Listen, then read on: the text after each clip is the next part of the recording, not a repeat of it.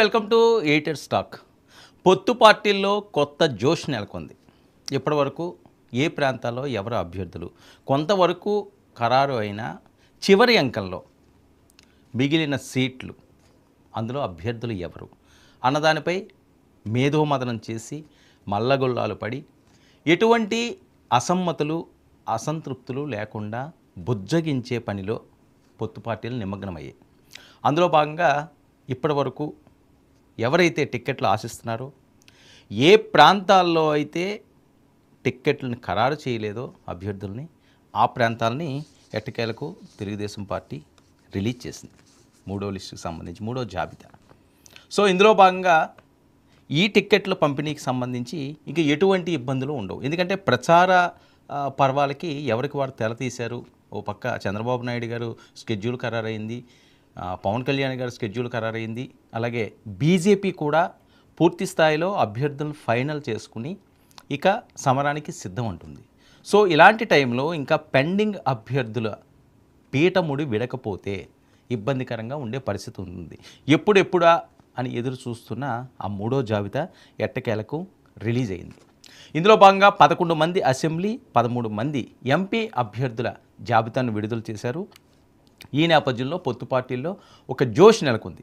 పొత్తులో భాగంగా 144 assembly, 12 parliament స్థానాల్లో టీడీపీ పోటీ చేస్తుందని చెప్పి ఫైనల్ అయింది. మొత్తం 139 మంది అసెంబ్లీ అభ్యర్థులను టీడీపీ ప్రకటించింది. ఇక పెండింగ్లో 5 అసెంబ్లీ, 4 ఎంపీ స్థానాలు ఉన్నాయి. అయితే ఇది ఎవరా అన్నది 1-2 రోజుల్లో తేలే అవకాశం ఉంటుంది. ఇక బీజేపీ, జనసేన అభ్యర్థులు కూడా దాదాపు ఖరారు అయినట్లుగానే భావించవచ్చు. అభ్యర్థులతో పని లేకుండా ఆయా నియోజకవర్గాల్లో పొత్తు పార్టీలు ప్రచారాలు ముమ్మరం చేసుకున్నాయి. ఇక పవన్ ప్రచార యాత్రకు ఉత్తరాంధ్రని ఆయన ఎంచుకోవడం జరిగింది. ఆ ప్రాంతం నుంచే ఆయన ప్రచారాన్ని చేయనున్నారు. ఈ నేపథ్యంలో వరుస జాబితాలు విడుదల చేస్తూ పొత్తు పార్టీలు తమదైన శైలిలో, తమ ఆలోచనలతో, తమ వ్యూహాలతో ముందుకు సాగుతున్నారు. అయితే ఈసారి ఎంచుకున్న గెలుపు గుర్రాలు ఎవరు? తెలుగుదేశం పార్టీ ప్రధానంగా. ఎందుకంటే 144 స్థానాలు, అసెంబ్లీ స్థానాల్లో పోటీ చేసే తెలుగుదేశం పార్టీ ఈ ఎన్నికలు చాలా కీలకంగా వాళ్ళు కూడా భావించడం జరుగుతున్నారు. అందుకే చంద్రబాబు గారికి ఎంత రాజకీయ పరంగా సీనియారిటీ ఉన్నప్పటికీ కూడా అభ్యర్థుల ఎంపికలో ఈసారి చాలా అంశాలను పరిగణలోకి తీసుకోవాల్సి వచ్చింది. ఆయనే చెప్పారు, గతంలో ఎప్పుడు కూడా నేను ఇంత ఎత్తున కసరత్తు చేసింది లేదు అని. ఎందుకంటే అలాంటి పరిస్థితి ఆంధ్రప్రదేశ్లో ఏర్పడింది, స్పష్టమవుతుంది.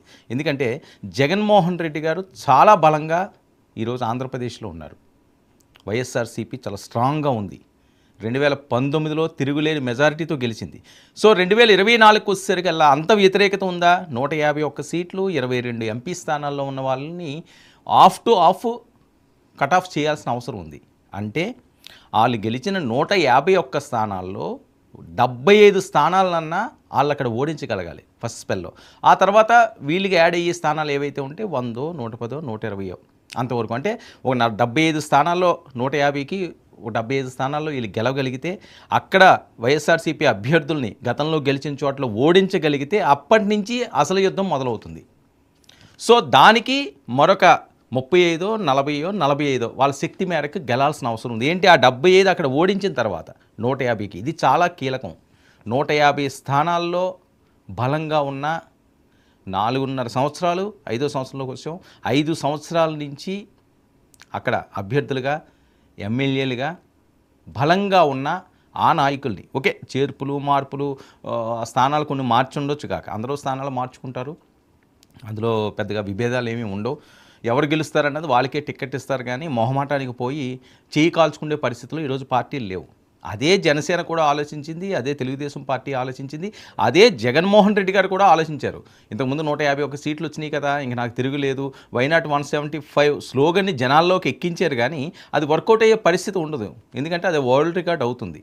సో అలాంటి పరిస్థితి ఉండదు, గిన్నీస్ బుక్లోకి ఎక్కే పరిస్థితులు ఉండవు. కాబట్టి వైనాట్ 175 అన్నది ఎవరి స్లోగన్ వాళ్ళది, వైనాట్ పులివెందులు అని వీళ్ళు అంటారు. అవేవి కూడా జరగడం అన్నది అసాధ్యమే అనుకోవచ్చు. సుసాధ్యం చేయడానికి ఎవరి ప్రయత్నాలు వాళ్ళు చేస్తారు, కానీ అసాధ్యమే అది.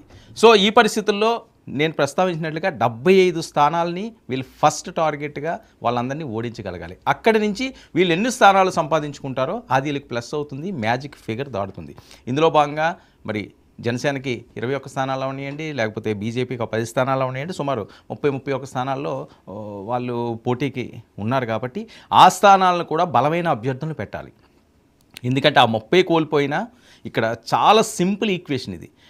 వీళ్ళు అనుకున్నది ఓ 50% అన్నా అందులో సీట్లు మనం లాక్కోవాలని చెప్పి పొత్తు పార్టీలు ఆలోచిస్తున్నాయి. కానీ 75 స్థానాల్లో జగన్మోహన్ రెడ్డి గారు గెలిచినా 50 పోయి ఈ పొత్తు పార్టీల్లో భాగంగా జనసేన అవనియండి, బీజేపీ అవనియండి, వీళ్ళకిన్న ఈ 30 స్థానాలు వీళ్ళు గెలుచుకోకపోతే ఇది జగన్మోహన్ రెడ్డి గారికి ప్రెస్ అయితే ఆయన గవర్నమెంట్ ఫామ్ చేస్తారు. ఇది చాలా కీలకమైన అంశం. తెలుగుదేశం పార్టీ గ్రౌండ్ లెవెల్లో బలంగా ఉంది.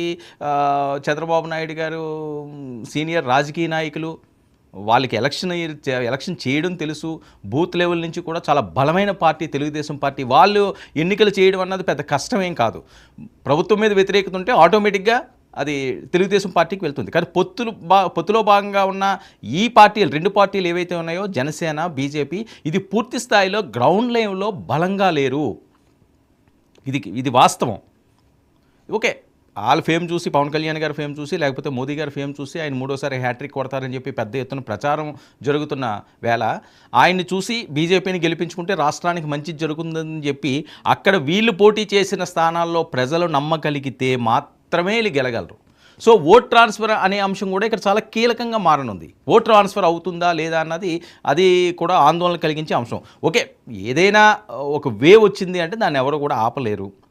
ఎందుకంటే 2014 రాష్ట్ర విభజన తర్వాత ప్రజలు చాలా విజ్ఞులు, ఓటర్లు చాలా విజ్ఞులు. ఏదో అనుకుంటారు, ఏదో తాయిలాలతోటి దీంతో ఏదో మసిపూసి మారేడికాయ చేసి గెలిచేస్తాము అనుకోవడం అన్నది చాలా తప్పు. ఓటర్లను ఎప్పుడు కూడా తక్కువ అంచనా వేయనవసరం లేదు. ఒక వేవ్ వచ్చింది అంటే ఎవరైనా సరే అందులో కొట్టుకుపోవాల్సిందే. ఒక సుడిగాలిలా చుట్టేస్తుంది నియోజకవర్గాలన్నీ కూడా.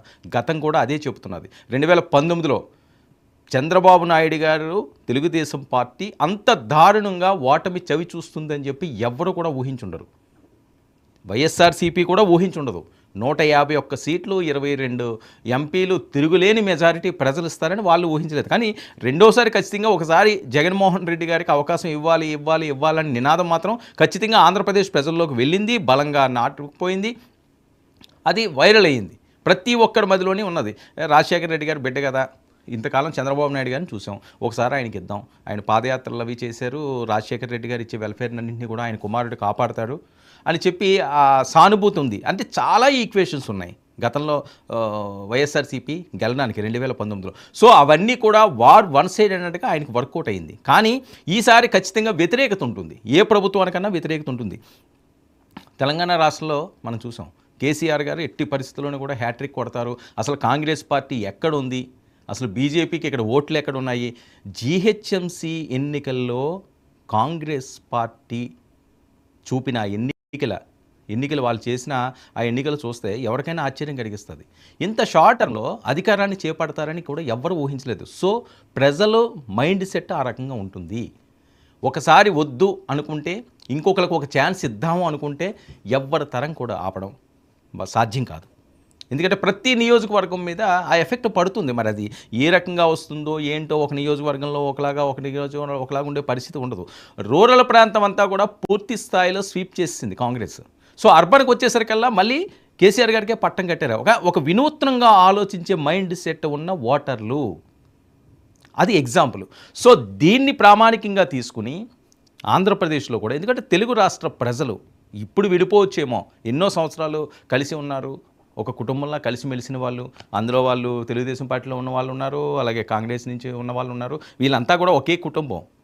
తెలంగాణలో అవనియండి, లేకపోతే ఆంధ్రప్రదేశ్లో అవనియండి, వీళ్ళు ఎక్కడి నుంచో పారాచూట్లో వచ్చిన నాయకులు ఏం కాదు. తెలుగు రాష్ట్రాల్లో బలంగా ఉన్న నాయకులే 2 రాష్ట్రాలను కూడా వెళ్తున్నారు. సో ఆ పరిస్థితిలో తెలంగాణ రాష్ట్రంలో మనం చూసాం, ఊహించిన విధంగా కాంగ్రెస్ అనూహ్యంగా పుంజుకుంది. అంటే ఒక్కసారి వాటర్ బ్రెయిన్లోకి ఒక వ్యక్తి మీద లేకపోతే ఆ పార్టీ మీద ఆలోచన మొదలయ్యింది అంటే ఖచ్చితంగా వాళ్ళు వెళ్ళి అక్కడ ఓటేస్తారు. సో అలాంటి పరిణామం. సో దాన్ని వీళ్ళు పూర్తి స్థాయిలో వీళ్ళ ఆలోచన తీరినంతటినీ కూడా, ఇక్కడ జరిగిన అంశాలన్నింటినీ కూడా క్రోడీకరించుకుని పూర్తి స్థాయిలో ఏ రకంగా గెలాలి, ఇక్కడ జరిగిన తప్పుదాలేంటి, ఇక్కడ ఎందుకు బీఆర్ఎస్ వైపు మొగ్గు చూపించలేదు. అలాగే అభ్యర్థులు ఎంపికలో కూడా చాలా ఆలోచించే పరిస్థితి. ఎందుకంటే కేసీఆర్ గారు ఇంకొక 15-20 మందిని అభ్యర్థులు మారిస్తే ఖచ్చితంగా ఆయనే గెలుద్దురు. 2 సార్లు ఆయన అధికారంలో ఉన్నారు కాబట్టి 2 సార్లు ఆ నియోజకవర్గాల్లో ఆ ఎమ్మెల్యేలే ఉన్న పరిస్థితి. ఎందుకంటే ఇంకొకరికి అవకాశం ఇద్దామని చూస్తారు ఖచ్చితంగా. ఒక 10 సంవత్సరాలు ఒకే అభ్యర్థితోటి అక్కడ ట్రావెల్ చేసే పరిస్థితి ఉండదు ఆ ప్రాంతవాసులకి. ఇంకొకరు ఎవరో వాళ్ళు ఆపోజిట్లో ఉన్నవాళ్ళు ఎంతో కొంత వర్క్ చేస్తుంటారు. అయ్యో పాపం ఇన్ని సంవత్సరాల నుంచి వీడు కష్టపడుతున్నాడులే, వీడికి ఒక అవకాశం ఇద్దారులే అని చెప్పి ఒకసారి ఆలోచించారంటే ఆటోమేటిక్గా వాళ్ళు గెలిచే పరిస్థితి ఉంటుంది.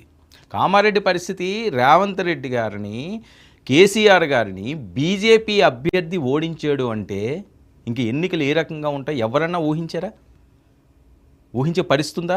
పోనీ బీజేపీ అంత స్ట్రాంగ్గా తెలంగాణ రాష్ట్రం అంతా కూడా విజృంభిస్తుంది, తెలంగాణ రాష్ట్రం అంతా కూడా వాళ్ళ వైపే చూస్తున్నారంటే ఆ పరిస్థితి లేదు. గెలిచింది కాంగ్రెస్. కానీ అక్కడ మాజీ ముఖ్యమంత్రి 10 సంవత్సరాలు ముఖ్యమంత్రిగా చేసిన ఆయన్ని, అలాగే ఇప్పుడు ముఖ్యమంత్రి అయిన వాడిని బీజేపీ అభ్యర్థి ఓడించారు అంటే అక్కడ ప్రజలు ఏం ఆలోచించినట్టు? ఇవన్నీ కూడా ప్రతిదీ కూడా ఆలోచన చేసి వాటిలన్నింటినీ పరిగణలోకి తీసుకుండి ముందుకు సాగాల్సిన అవసరం ఉంది. ఎన్నికలంటే ఈరోజు నోటిఫికేషన్ వచ్చింది, ఏదో ఇన్ఫ్లుయెన్స్ చేద్దాము, అరే మనోడే కదా మనకు టికెట్ ఇచ్చేస్తాడు, వెళ్ళిపోదాము, గెలిచేద్దాము అనుకునే రోజులు పోయినాయి. ప్రతిదీ కూడా ప్రజలు ఆలోచిస్తారు. అక్కడ వాళ్ళు ఆలోచించింది ఏంటంటే ఎప్పటి నుంచో అతను ఫైట్ చేస్తున్నాడు బీజేపీ అభ్యర్థి, ఖచ్చితంగా ఆయన గెలిపించుకోవాలనుకున్నారు. అక్కడ సీఎం అభ్యర్థి అని చూడలేదు, మాజీ సీఎం అని చూడలేదు, ఎవరు సీఎం అవుతారన్నది ఆ ప్రజలకు అవసరం లేదు. డైరెక్ట్గా ఆయన గెలిపించుకున్నారు. సో దీన్ని ప్రతి ఒక్కరూ కూడా ఆలోచన చేయాల్సిన అవసరం ఉంది. రాజకీయ నాయకులందరూ కూడా ఓటరు చాలా ఆలోచన చేస్తాడు. ఓకే, ఆ నిమిషానికి దేనికో కక్కుర్తి పడినా ఫైనల్గా తను ఏమనుకున్నాడో దానికే ఓటు వేసే పరిస్థితి ఉంటుంది, వాళ్ళనే గెలిపించుకునే పరిస్థితి ఉంటుంది. సో ఇలాంటి పరిస్థితుల్లో 151 సీట్లు అనే అంశం అన్నది చాలా కీలకంగా మారే పరిస్థితే ఖచ్చితంగా వైఎస్ జగన్మోహన్ రెడ్డి గారికి అది ప్లస్ అయ్యే ఛాన్స్ ఉంటుంది. ఎందుకంటే అక్కడ గెలిచిన స్థానాలు కాబట్టి మరోసారి ఈజీగా గెలుస్తామని. కానీ అందులో ఉన్న వ్యతిరేకతలన్నింటినీ కూడా వీళ్ళు ఎన్కాష్ చేసుకుంటే ఖచ్చితంగా గెలుపు వస్తుంది. ఈ ఆలోచనతో వీళ్ళు ముందుకు వెళ్తున్నారు. ఇంక వేరే ఆలోచన ఇందులో పెద్ద ఈక్వేషన్స్ ఏమి ఉండవు. అయితే ఈరోజు మనం చూద్దాం కొత్త అభ్యర్థులు ఎవరైతే ఇప్పుడు దాకా పీఠముళ్ళు ఉన్నాయో, చిక్కుముళ్ళు ఉన్నాయో, అసంతృప్తులు ఉన్నాయో, ఆందోళనలు ఉన్నాయో వాటిలన్నిటికీ కూడా లైన్ క్లియర్ చేసుకుంటా ఇచ్చినవి చాలా కీలకమైన నియోజకవర్గాలు ఒకసారి చూద్దాం. ఎమ్మెల్యేలకు సంబంధించి, అసెంబ్లీలకు సంబంధించి వీళ్ళు ఖరారు చేసిన ఆ 11 మంది. పలాస నుంచి గౌతు శిరీష్ గారిని ఈసారి తెలుగుదేశం పార్టీ ఎమ్మెల్యే అభ్యర్థిగా అక్కడ ఫిక్స్ చేశారు. ఎందుకంటే గౌతు లచ్చన్న గారు ఆ ఫ్యామిలీ గురించి వేరే చెప్పాల్సిన అవసరం లేదు. చాలా పెద్ద ఫ్యామిలీ, శ్రీకాకుళంలో చాలా హై ప్రయారిటీ ఉన్న ఫ్యామిలీ బ్యాక్గ్రౌండ్ ఉన్న శిరీష, ఆవిడ కూడా తెలుగుదేశం పార్టీలో అధికార ప్రతినిధిగా చాలా యాక్టివ్గా ఉన్నారు. డిబేట్లో అవనియండి లేకపోతే వేరే అంశంలో ఉన్నవి ఆవిడ చురుగ్గా పాల్గొంటున్నారు. ఎప్పటి నుంచో ఆవిడ వర్క్ చేసుకుంటున్నారు. అయితే ఆవిడ వస్తుందా లేదా సీట్ అని చెప్పి చాలా టెన్షన్ ఇంతకాలం అది నడిచింది, కానీ దానికి తెరపడింది.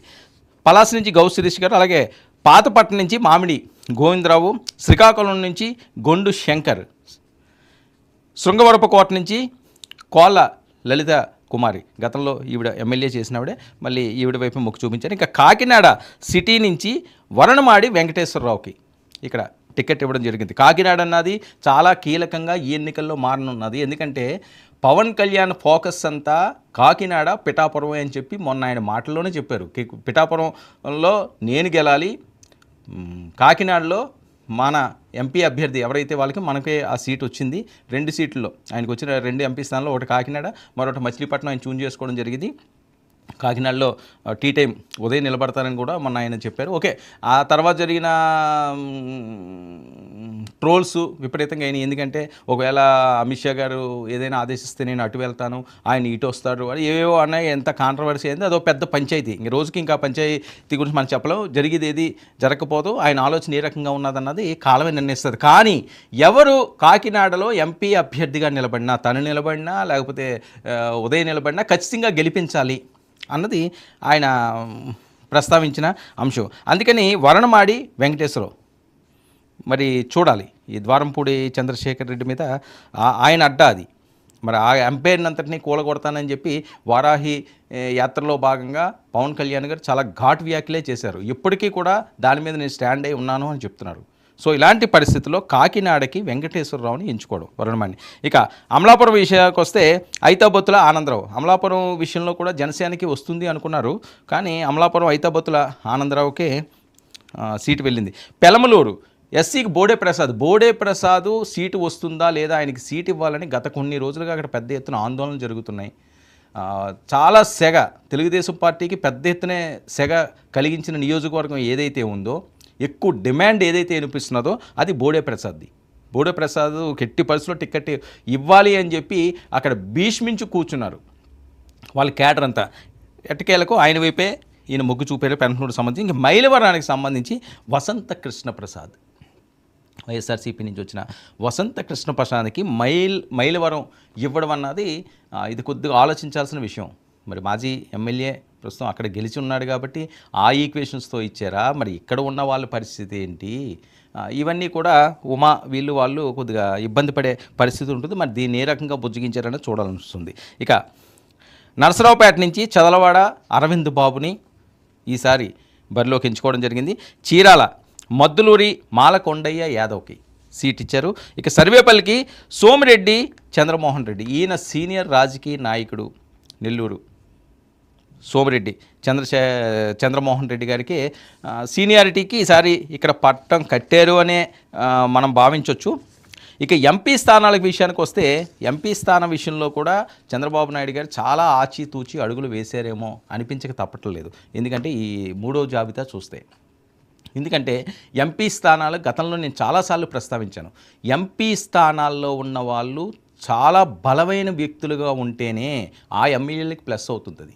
ఆర్థికంగా బలమైన వాళ్ళు ఉండాలి, స్థానికత్వం అంటారో లేకపోతే అందరికీ సుపరిచితమైన ఫేస్ అయి ఉండాలి, ఎంతో కొంత సేవా దృక్పథం ఉండాలి. అందరిలోనే ఆ పేరు నానాల్సిన అవసరం ఉంది. స్ట్రైట్గా చెప్పాలంటే ఎంపీ అభ్యర్థి అన్నవాడు పారాచూట్ బ్యాచ్ వస్తే చాలా తక్కువగా ఆదరించే పరిస్థితి ఉంటుంది. ఓకే, వేవ్ వచ్చింది అనుకోండి, ఆ వేవ్లో గెలుస్తారు.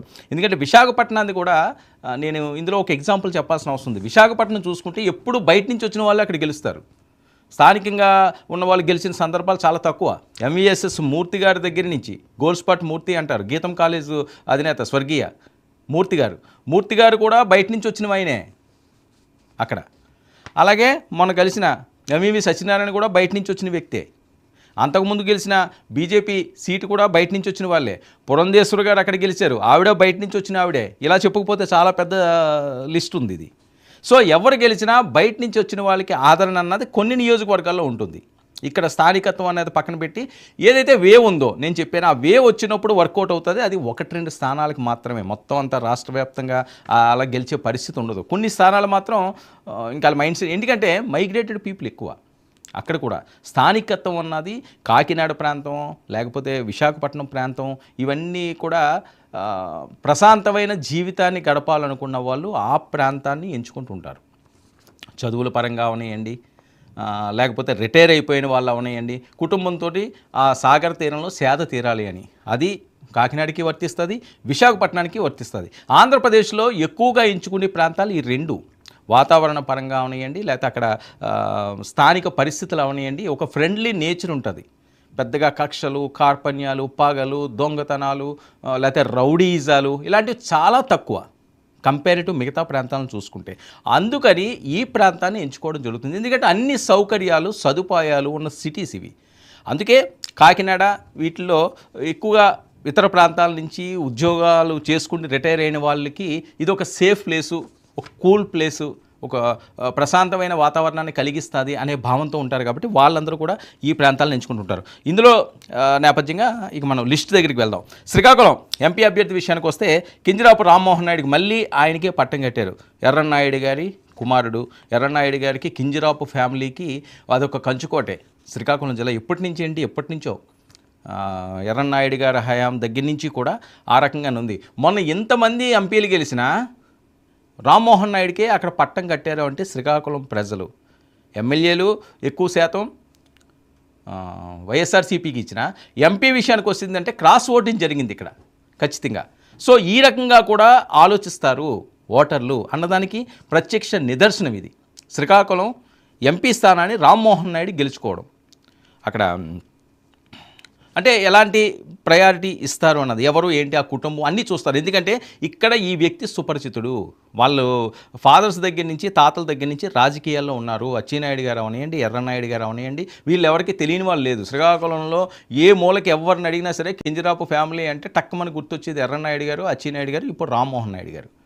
యువకుడు కాబట్టి క్రాస్ ఓటింగ్ వేసి కూడా ఆయన్ని గెలిపించుకున్నారు. సో మళ్ళీ ఆయనకే ఆ ఛాన్స్ చంద్రబాబు నాయుడు గారు ఇచ్చారు, కింజరాపు రామ్మోహన్ నాయుడికి. విశాఖ మాత్కుమల్లి భరత్ కూడా చాలా కీలకం ఇక్కడ.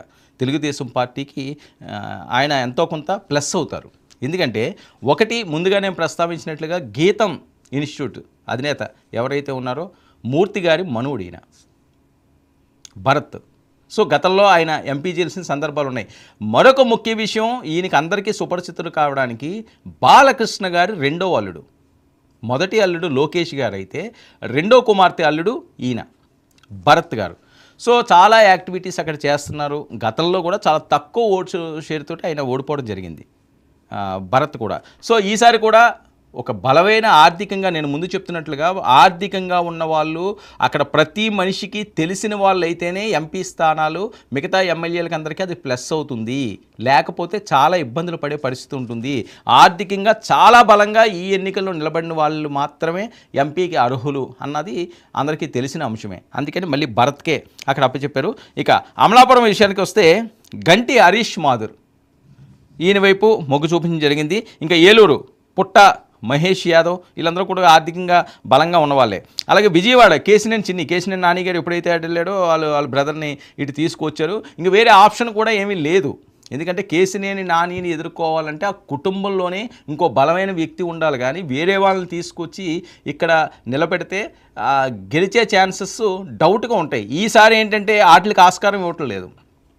పొత్తు పార్టీలు అవనియండి, జగన్మోహన్ రెడ్డి గారు అవనియండి, ఖచ్చితంగా ఎవరు గెలుస్తారు అని చెప్పి సర్వేలు నిర్వహించుకున్న తర్వాత మాత్రమే ఈ లిస్టులు రిలీజ్ చేయడం జరిగింది. అందుకని ఇంత ఆలస్యం అయ్యింది.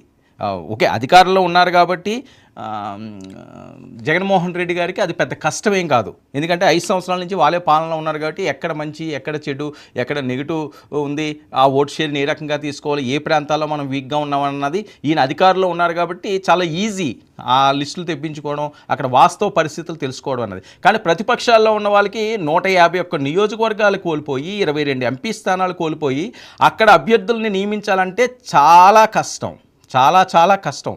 సో ఆ నేపథ్యంలోనే వీళ్ళకి ఇంత టైం పెట్టింది. జగన్మోహన్ రెడ్డి గారు ఏక్ నిరంజన్, ఆయన ఏది కావాలంటే అది చేయొచ్చు, ఎవరికి టికెట్ ఇవ్వాలంటే ఇవ్వచ్చు, దాని మీద పెద్దగా వ్యతిరేకత ఉండదు, ఆయన కాదని ఎవరో కూడా మాట్లాడే పరిస్థితి ఉండదు. సో ఆ రకంగా ఆయన బిల్డ్ చేసుకున్నాడు ఆయన పార్టీని. సో తెలుగుదేశం పార్టీకి వచ్చేసరికల్లా చంద్రబాబు నాయుడు గారి మాట ఎవరో కాదనరు, కానీ చంద్రబాబు నాయుడు గారితో సమకాలికంగా రాజకీయంగా ఉన్న వాళ్ళు సీనియర్స్ చాలామంది ఉన్నారు. ఆయనతో ఆ చనువు ఉంది. ఎన్టీఆర్ గారి దగ్గర నుంచి కూడా ఆయన ఉన్న వాళ్ళందరూని చంద్రబాబు నాయుడు గారి కంటే మేమే పార్టీలో సీనియర్లని కూడా బహిరంగంగా మాట్లాడే అంత ధైర్యం ఉన్న నేతలు తెలుగుదేశం పార్టీలో ఉన్నారు. ఆ వైఎస్ఆర్సీపీలో కూడా రాజశేఖర రెడ్డి గారి దగ్గర నుంచి ఉన్నవాళ్ళు ఉన్నా జగన్మోహన్ రెడ్డి గారి దగ్గర అయితే డైరెక్ట్గా మాట్లాడే పరిస్థితి ఉండదు. సో ఆయన సొంతంగా పార్టీ పెట్టుకున్నారు కాబట్టి, ఎవరి మీద ఆధారపడటం లేదు కాబట్టి ఆయన ఆలోచనలు ఆయన ఉంటాయి. సో ఆ రకంగా ఆయన చేసుకోవడం జరిగింది. కానీ వీళ్ళు చాలా జాగ్రత్తగా ఆలోచించాల్సిన అవసరం ఉంది. ఆ నేపథ్యంలోనే ఇంత ఆలస్యమైంది. ఇక విజయవాడ కేసుని చిన్ని అంశం అయిపోతే గుంటూరు పెమ్మసాని చంద్రశేఖర్కి ఈయన వైపే మొగ్గు చూపించడం జరిగింది. ఇంకా నరసరావుపేట విషయానికి వస్తే లావు శ్రీకృష్ణదేవరాయలు, ఇంకా ఆయన ఖచ్చితంగా టికెట్ ఇచ్చి ఇవ్వాల్సిన అవసరం అయితే ఉంది. నరసరావుపేట కంటలో ఆయనకంట బలమైన వ్యక్తి ఎవరు కూడా లేరు. ఎందుకంటే ఆయన వైఎస్ఆర్సీపీలో గెలిచి నిరూపించుకున్నాడు, ఆర్థికంగా చాలా బలంగా ఉన్న వ్యక్తి, ఆయన్నే ఎంచుకున్నారు. ఆయనకి ఇవ్వాల్సిన అవసరం కూడా ఉంది. ఎంపీ స్థానాన్ని వదులుకున్నారు కాబట్టి. మచిలీపట్నం విషయం కూడా ఆ రకంగానే అయింది కదా. మచిలీపట్నం కూడా జనసేన ఇవ్వడానికి కారణం ఏంటి? ఆయన ఎంపీ స్థానాన్ని వదులుకుంటూ వచ్చినప్పుడు ఆ స్థానాన్ని ఆయనకి ఇవ్వకుండా వేరే వాళ్ళకి ఇస్తే అది రాజకీయ పరంగా ఇబ్బంది కలిగే అవకాశం ఉంటుంది కాబట్టి ఆ సాహసాలు అయితే చెయ్యరు. సో బలమైన వ్యక్తులు కాబట్టి వాళ్ళ వైపే మొగ్గు చూపించారు. ఇంకా బాపట్ల విషయానికి వస్తే టి కృష్ణప్రసాద్ బాపట్లలో కూడా చాలా స్ట్రాంగ్ వ్యక్తి. నెల్లూరు వేమిరెడ్డి ప్రభాకర్ రెడ్డి, నువ్వా నేనా అన్నట్లుగా ఈసారి ఎన్నికల్లో నెల్లూరు కూడా చాలా కీలకం. ఎందుకంటే ఇక్కడి నుంచి విజయసాయిరెడ్డి వైఎస్ఆర్సీపీ బరిలో ఉన్నారు. మొదటిదాకా ఆయన రాజ్యసభ, ఈసారి ప్రత్యక్ష ఎన్నికల్లో తను సత్తా చాటడానికి ఆయన రెడీగా ఉన్నారు.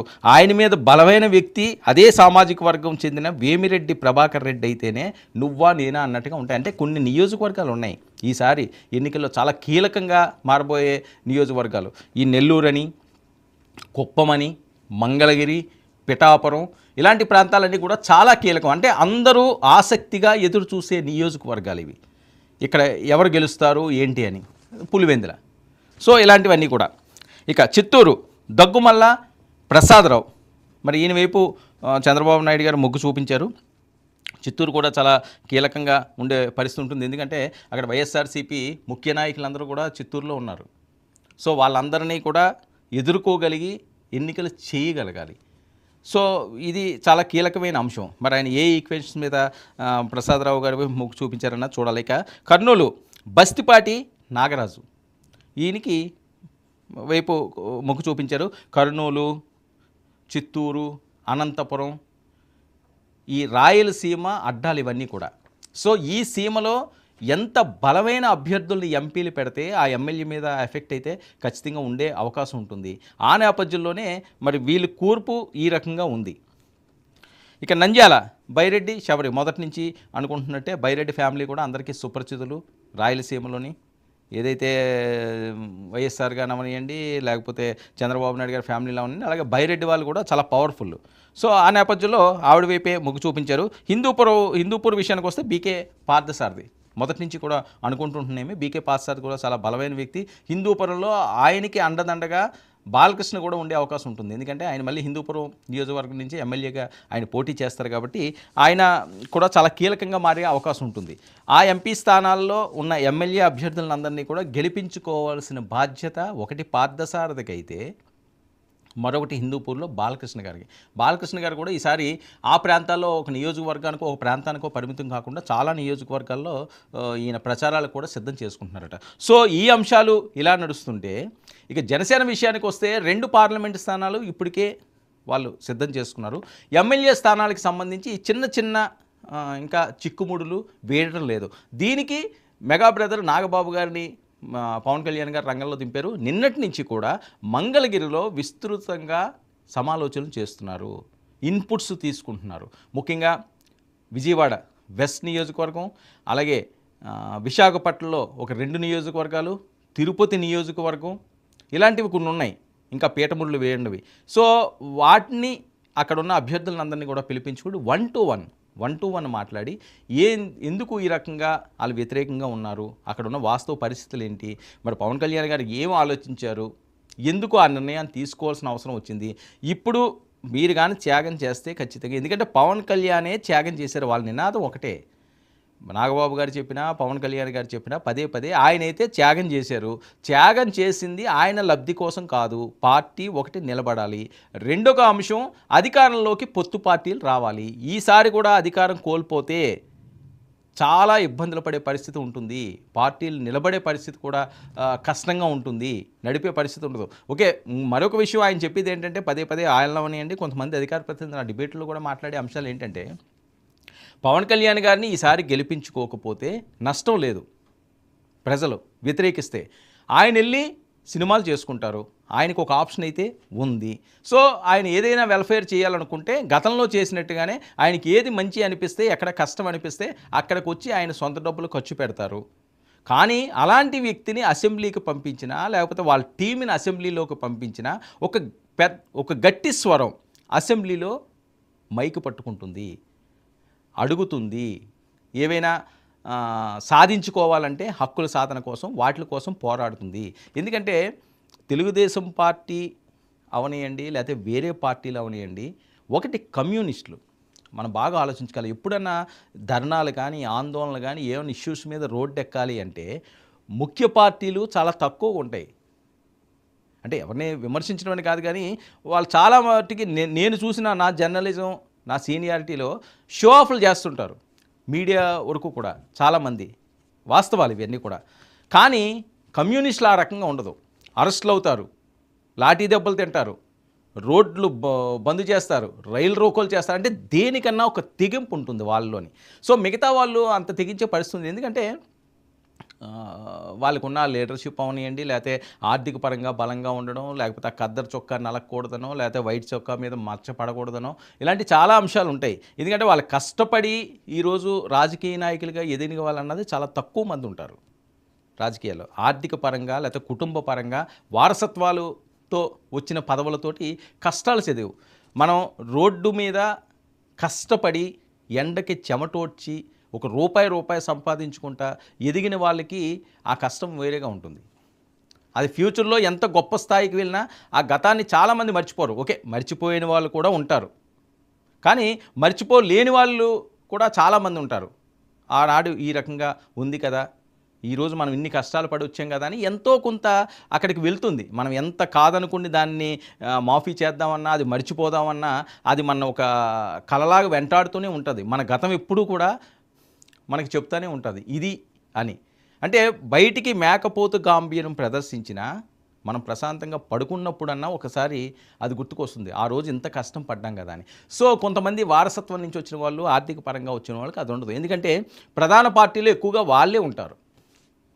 సామాన్యులు, పేదవాళ్ళు, కష్టజీవులు, మధ్యతరగతి వాళ్ళు, వీళ్ళు చాలా తక్కువ ఉండే పరిస్థితి పార్టీలో. కానీ జనసేనలో పైనుంచి కింద వరకు చూసినా మెజారిటీ పీపుల్ వాళ్ళే ఉంటారు. సో అందుకే ఎప్పుడైనా ప్రభుత్వం మీద ఒక వ్యతిరేకత చేయాలన్నా, లేకపోతే పవన్ కళ్యాణ్ గారు ఆందోళన చేసినా, ఎవ్వరూ పిలకపోయినా అంత క్రౌడ్ రావడానికి కారణం అదే. వాళ్ళకి ఏం ఆశలు ఉండవు, ఆలోచనలు ఉండవు. ఆ నాయకుడు ఏది చెప్తే అది వెళ్ళడమే. నువ్వు దూకు అంటే దూకుతారు, నువ్వు ముళ్ళు కంపల మీద నడాలంటే నడుస్తారు, నువ్వు రక్తం చిందించాలంటే చిందిస్తారు, అరెస్టులు అవ్వడానికి వెనకాడరు. ఎందుకంటే వాళ్ళకి పోయేదేం లేదు. వాళ్ళ టార్గెట్ అంతా ఒకటే, మన నాయకుడు నిలబడ్డాడు, ఆయన వెనకతను నిలబడదాం. కమ్యూనిస్టులకి, జనసేన పార్టీ సైనికులకి ఉన్న ప్లస్ అదే. అదన్నీ కూడా అదృష్టం, పవన్ కళ్యాణ్ గారు అదృష్టం అనుకోవచ్చు కూడా. ఎందుకని అలాంటి వాళ్ళు ఉండడం కూడా చాలా అరుదుగా ఉంటారు.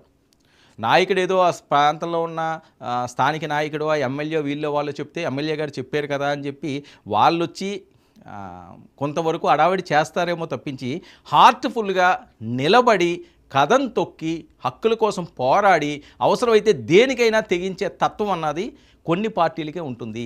అది కమ్యూనిస్టులకి ఎక్కువ, అలాగే జనసేన కూడా అదే పంతం ఉంటుంది. పోరాట పటిమ, స్ట్రైట్ వర్డ్, పోరాట పటిమ. వాళ్ళకి ఏమీ పోయేదేం లేదు, నువ్వేమైతే చేసుకో.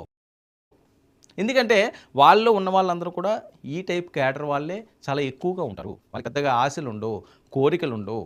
సో ఈ పరిస్థితుల్లోనే పవన్ కళ్యాణ్ గారు కూడా చెప్పేది అదే, మనం 21 సీట్లు తీసుకున్నాం, అవసరమైతే ఇంకా తగ్గుదాం, ఎంత తగ్గినా ఈసారి మనమైతే నిరూపించుకోవాల్సిన అవసరం ఉంది కదా అని. సో ఆ రకంగా ఆయన అడుగులు వేస్తున్నారు. ఇందులో కొన్ని ఇబ్బందికర పరిస్థితులు ఉన్నాయి. ఆయన మొన్న మాట్లాడిన పిఠాపురం అంశం కూడా కొద్దిగా నెగిటివ్ వెళ్తుంది ప్రజల్లోకి. ఆ తర్వాత వర్మగారు మాట్లాడిన అంశం, ఎందుకంటే వర్మగారితో కూడా ఒకసారి చంద్రబాబు నాయుడు గారు మరొకసారి పూర్తిగా మాట్లాడాలి అని కూడా జనసేన నాయకులు చాలామంది కోరడం జరుగుతుంది. ఎందుకంటే బహిరంగంగా ఏమి మాట్లాడినా ఈరోజు అది పెద్ద ఎత్తున ప్రచార హస్త్రంగా మారిపోయి పరిస్థితి ఉంటుంది. అది జగన్మోహన్ రెడ్డి గారు మాట్లాడినా, చంద్రబాబు నాయుడు గారు మాట్లాడినా, లేకపోతే పవన్ కళ్యాణ్ గారు మాట్లాడినా, మోదీ గారు మాట్లాడినా, లేకపోతే ఎవరు మాట్లాడినా, పబ్లిక్లో ఒక్క పాయింట్గా రేస్ చేస్తే దానికి 100 అద్దాలు తీసే పరిస్థితి ఉంటుంది. సో ఆ రకంగా మొన్న ఈయన చేసిన ఎంపీ అవసరమైతే నేను అటు వెళ్తానన్న చాలా పెద్ద కలకలం. ముఖ్యంగా పిఠాపురం ప్రాంతంలో అది అక్కడ ప్రజలు ఏం ఆలోచించుకుంటారన్న దాని మీద కూడా పెద్ద ఎత్తున చర్చలు జరుగుతున్నాయి. సో ఏమి చర్చలు ఏవి జరిగినప్పటికీ కూడా ఆయన ఒక నిర్ణయం అయితే తీసుకోవడం జరిగింది. ఆ నిర్ణయం ప్రకారంగానే ఆయన ముందుకు సాగుతూ ఉంటున్నారు. కానీ ఇందులో ఉన్న ఆ చిక్కుముడులు ఏవైతే ఉన్నాయో, ఇబ్బందికర పరిస్థితులు ఉన్నాయో, మరి నాగబాబు గారు దాన్ని అన్నింటినీ కూడా సెటరేట్ చేశారట. మంగళగిరిలోనే ఆయన మకాం వేశారు. గత 2-3 రోజుల నుంచి ఒక్కొక్క నాయకుడిని పిలిచి దొరుకుతుంది. అందుకనే జనసేన ఇంకా ఆ లిస్టుకి సంబంధించి పూర్తి క్లారిటీ ఇవ్వట్లేదు అని. ఎందుకంటే 27వ తేదీ నుంచి పవన్ కళ్యాణ్ గారు ఉత్తరాంధ్ర ప్రాంతం నుంచి ఆయన పర్యటనకి ఫిక్స్ చేసుకున్నారు. సో అక్కడి నుంచి ఆయన ఎన్నికల ప్రచారం మొదలవుతుంది. సో ఈలోపు అక్కడ అభ్యర్థులు అంశం అన్నది ఆయన మొదటి సభలోనే ప్రకటించే ఛాన్స్ ఉంటుంది. ఎందుకంటే పబ్లిక్గా ప్రకటించడం వేరు, ఏదో ప్రెస్ మీట్ పెట్టి ప్రకటించడం వేరు. సో ప్రకటించిన తర్వాత ఇంకెటువంటి ఇష్యూస్ ఉండకూడదు. ముఖ్యంగా ఇలా ఆలోచించవలసింది. ఎందుకంటే ఇంత సమయం తీసుకున్న తర్వాత కూడా మళ్ళీ ఒక అభ్యర్థిని ప్రకటించిన తర్వాత వాళ్ళు మళ్ళీ వ్యతిరేకంగా వర్క్ చేశారు అంటే వీళ్ళు ప్రచారం చేసుకోవాలో తెలియదు, వాళ్ళని బుజ్జగించాలో తెలియదు. సో అది డ్యామేజ్ అవుతుంది. సో ఆ అవకాశం ఇవ్వకుండా ముందుగానే ఎక్కడైతే అసమ్మతులు ఉన్నాయో వాళ్ళందరినీ పిలిచి మాట్లాడి రేపు అధికారం వచ్చిన తర్వాత ఎవరికి ఏం ప్రయారిటీ ఇస్తారో, ఎవరికి ఏం అవకాశాలు ఇస్తారో అధికారం వస్తే అన్నది ముందే క్లారిటీ ఇస్తున్నారు అని వస్తున్న టాకు మంగళగిరి నుంచి. అలాగే పవన్ కళ్యాణ్ గారు కూడా ప్రతి అంశాన్ని కూడా ఆయన పరిశీలించడం జరుగుతుంది. ఎందుకంటే పోతున మహేష్కి సంబంధించి ఆయన చాలాసార్లు ప్రస్తావించడం జరిగింది. ఆయన కొన్ని పేర్లు ఆయన ప్రస్తావిస్తుంటారు. ఎందుకంటే ఆయన కోసం నిలబడిన వాళ్ళు అందులో ఉన్న వ్యక్తులు పోతున మహేష్ అని మరి కొంతమంది ఉన్నారు. వాళ్ళ పేర్లు ప్రస్తావిస్తుంటారు ఈయన. సో అందుకనే ముందుగా నాగబాబు గారి కంటే పోతున మహేష్ని పవన్ కళ్యాణ్ గారు పిలిపించి మాట్లాడడం జరిగింది. ఎందుకంటే వెస్ట్ సీట్ అన్నది పోతున మహేష్ ఆశిస్తున్నారు. గతంలో కూడా ఆయన అక్కడి నుంచి పోటీ చేశారు. ఆ తర్వాత చాలా ఇబ్బందులు ఎదుర్కొన్నాడు. ఆయన కేసులు పెట్టించుకున్నారు. ఆ దుర్గగుడి అంశాలన్నది చాలా రైజ్ చేశారు. చాలా పోరాటం చేశాడు ఆయన. సో అతనికి టికెట్ ఆశించడంలో తప్పు లేదు అన్నది వాళ్ళ వర్గీయులు మాట్లాడేది. కానీ ఇప్పుడు తీసుకున్న సీట్లలో అవనియండి, ఈ ఈక్వేషన్స్లో అవనియండి, పోతున మహేష్కి టికెట్ ఇచ్చే పరిస్థితి ఉంటుందా? అంత ఆర్థికంగా ఆయన నిలబడగలడా?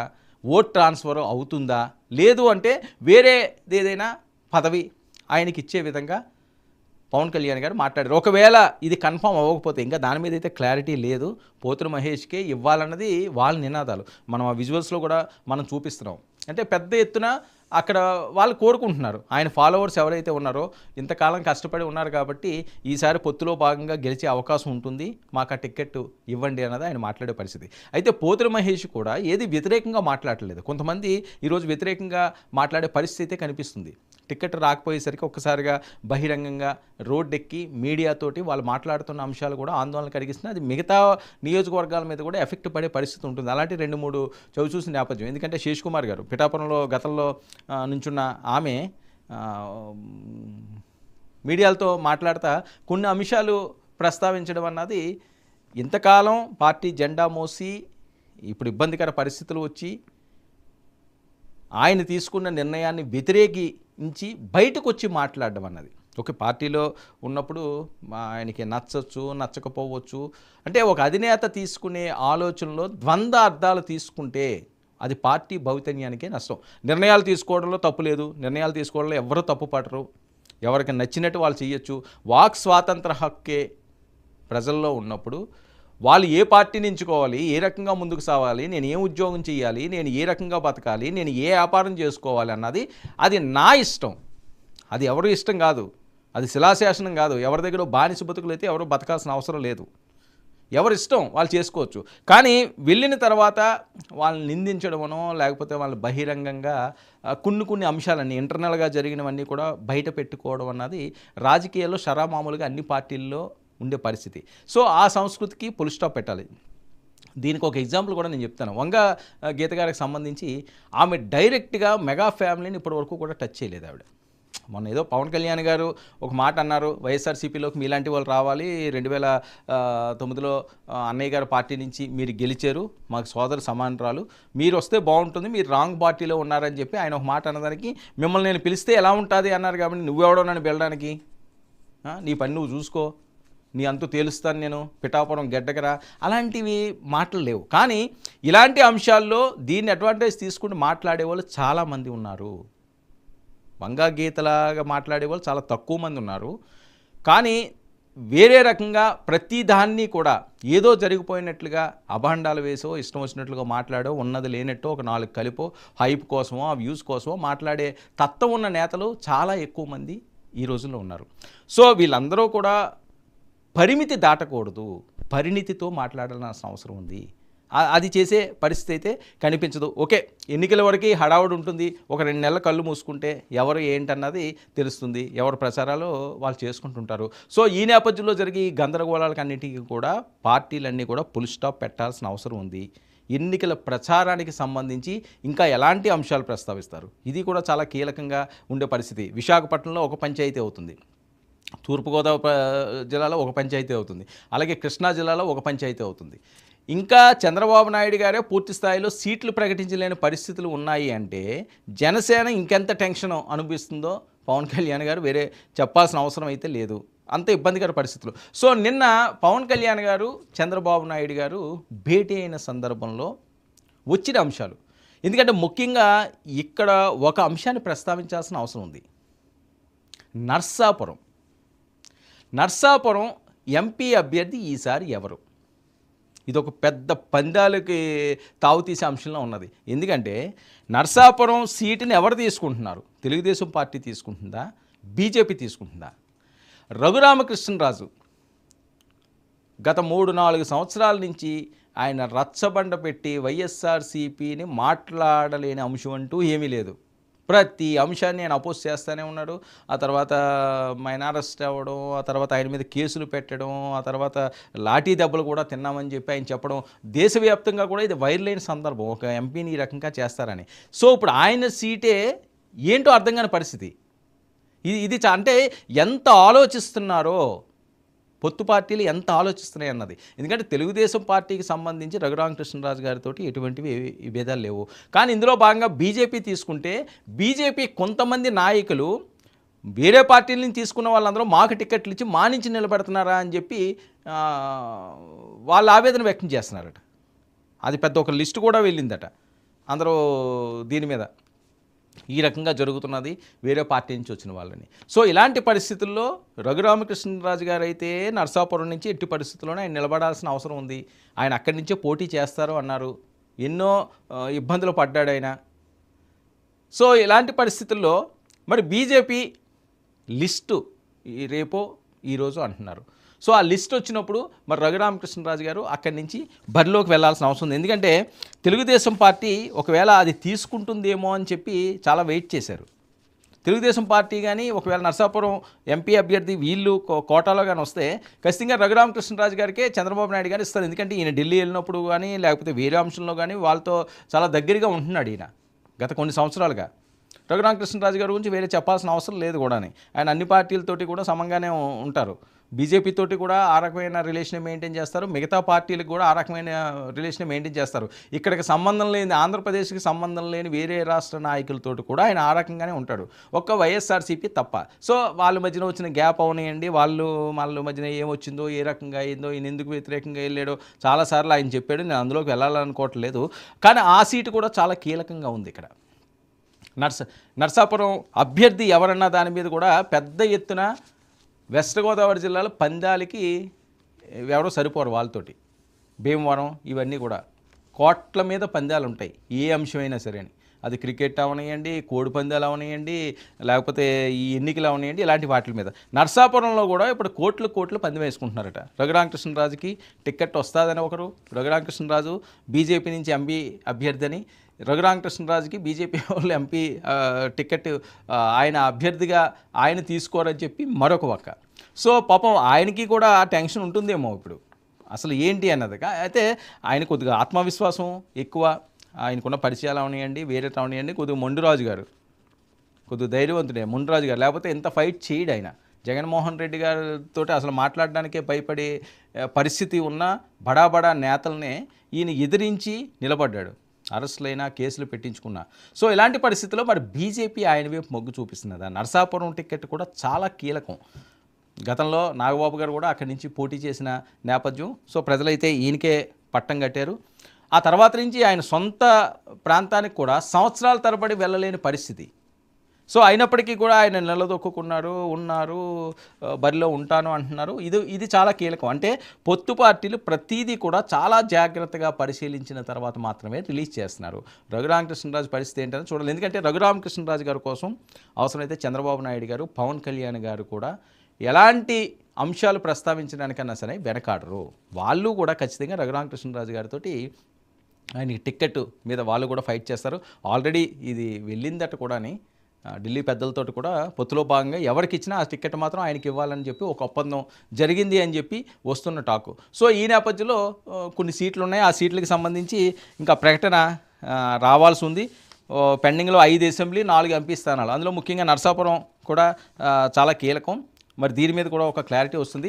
అవసరమైతే పవన్ కళ్యాణ్ గారు కూడా బీజేపీ పెద్దలతోటి ఈ అంశం మీద పలుసార్లు ప్రస్తావించారట. ఎందుకంటే నాగబాబు గారని అనుకున్నారు, ఈసారి నాగబాబు గారిని కూడా అక్కడి నుంచి దింపుదామా, అనకాపల్లి నుంచి దింపుదామా. 3 పార్లమెంటు స్థానాలు వీళ్ళు ముందు అనుకున్న 3 పార్లమెంటు స్థానాల్లో ఒకటి నర్సాపురం కానీ లేకపోతే కాకినాడ వీళ్ళు తీసుకోవడం జరిగింది. మచిలీపట్నం ఆల్రెడీ అయిపోయింది కాబట్టి ఈ స్థానం అనకాపల్లిలో లేకపోతే నర్సాపురం, మూడోది తీసుకుందాం కాకినాడ, నర్సాపురం కానీ అనకాపల్లి కానీ, మచిలీపట్నం అన్నది అయ్యింది. సో ఈ రెండిట్లో ఏదో ఒకటి అనుకున్నారు. అయితే అనకాపల్లి వైపే మొగ్గు చూపించడం జరిగింది. గతంలో అరవింద్ గారు అక్కడి నుంచి పోటీ చేశారని చెప్పి నాగబాబు గారు అక్కడికి వెళ్ళారు. కానీ ఇప్పుడు 2 సీట్లే కుదించుకోవాల్సి వచ్చింది కాబట్టి ఆ సీటు కోసం కూడా పవన్ కళ్యాణ్ గారు త్యాగం చేశారు. నర్సాపురం అన్నది ఎవరికి వచ్చినా మరి రఘురామకృష్ణరాజుని అక్కడ అకామిడేట్ చేయాలి కాబట్టి ఆయనకి ఆ సీటు ఇస్తామన్న ఒప్పందం జరిగిందని వస్తుంది. అది మరి ఒక 2 రోజుల్లో దాని మీద కూడా ఒక క్లారిటీ వచ్చే అవకాశం ఉంటుంది. ఏదైనప్పటికీ కూడా ఇంకా ప్రచార పర్వాలు మొదలైనవి, పొత్తు పార్టీలో ఫుల్ జోష్ నెలకొంది. ఇక చూద్దాం మరి అసలైన ఎన్నికల సమరం మొదలైంది. ఏ నేతలు ఎలాంటి అంశాల మీద ప్రస్తావిస్తారో, ఇంకా బ్యాలెన్స్ సీట్లు ఎలా ఉండబోతున్నాయో, పిఠాపురంలో ఎలా ఉంటుంది, కాకినాడ అంశం ఎలా ఉంటుంది, ఇవన్నీ కూడా ఏపీ రాజకీయాల్లో ఆసక్తికరంగా మారుతున్న అంశాలు. ఇది ఈనాటి